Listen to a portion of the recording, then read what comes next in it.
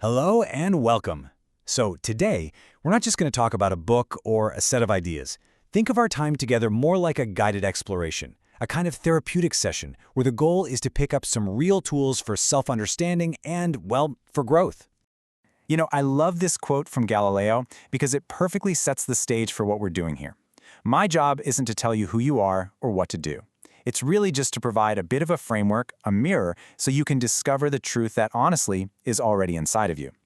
This whole thing is a journey of discovery, not judgment. So here's our roadmap for today. First, we're going to start with this idea of the potential that every single one of us has. Then, we'll look at some of the common patterns that get in our way. After that, we'll get into the good stuff, two really powerful therapeutic tools. And finally, we'll talk about how to bring it all together on your own path. Okay, let's dive right in. The whole foundation of this work starts with a pretty radical and, I think, really empowering idea. Every single person is born with the capacity to be a winner in their own life. Now, what's so important here is the focus on potential, not on what you've achieved.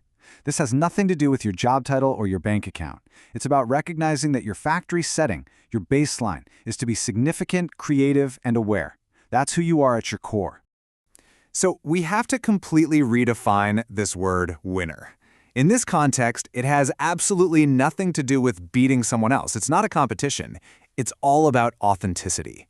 There's that old story about the rabbi on his deathbed who said he wasn't afraid God would ask, "Why weren't you Moses?" He was afraid God would ask, "Why weren't you yourself?" And that's really it. Okay, so if we're all born with this winning potential, what happens? What gets in the way?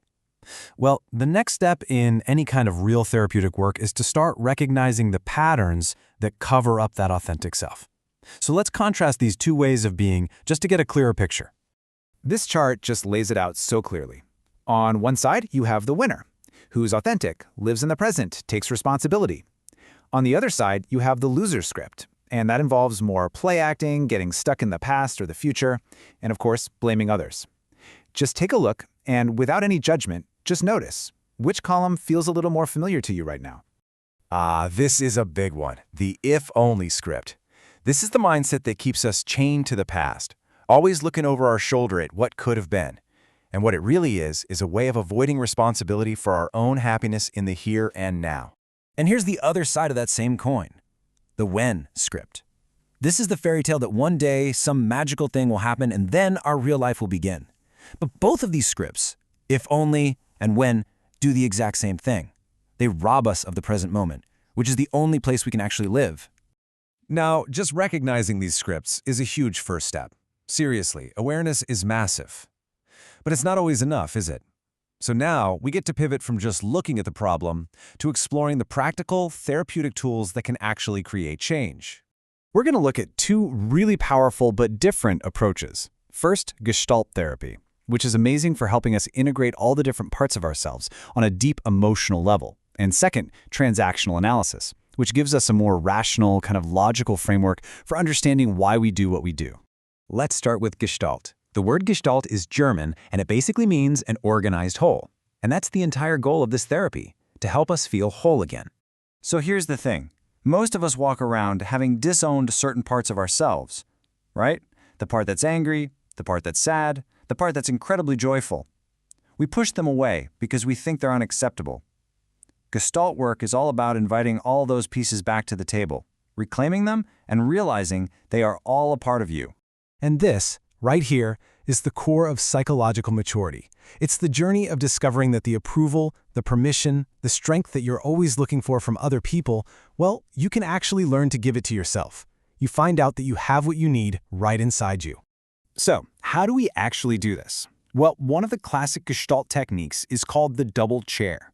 It might sound a little strange, but it is one of the most powerful exercises I know.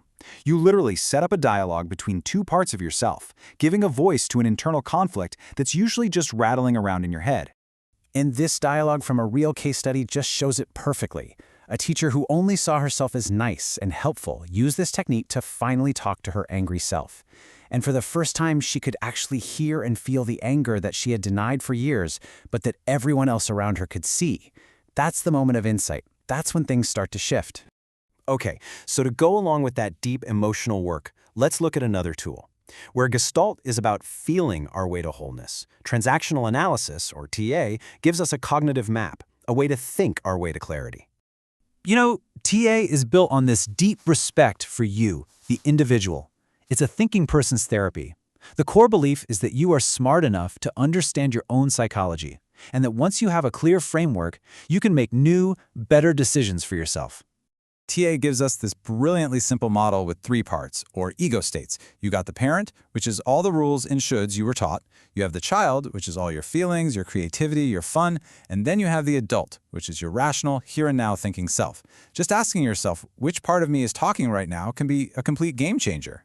And the goal isn't to get rid of the parent or shut the child up. Not at all. The goal is to strengthen your adult so it can be in charge, listening to the needs of your child, considering the values of your parent, and then making a conscious choice that's right for you in the present moment. All right, so we've talked about what authenticity looks like, we've identified the patterns that get in the way, and we've explored 2 really powerful tools for making a change. The last piece of the puzzle, of course, is how you bring this all into your own life. What does this path look like for you personally? And this really says it all, doesn't it? The journey of becoming a winner, in the truest sense, isn't about getting more stuff or more status. It's an internal journey. It's about becoming more of who you already are. It's about the expansion and the renewal of your most authentic self. So I'll just leave you with this one question to think about. If you were to pull up an empty chair right now, what part of you would you invite to sit in it? What forgotten or ignored or unloved part of yourself is waiting to have a conversation?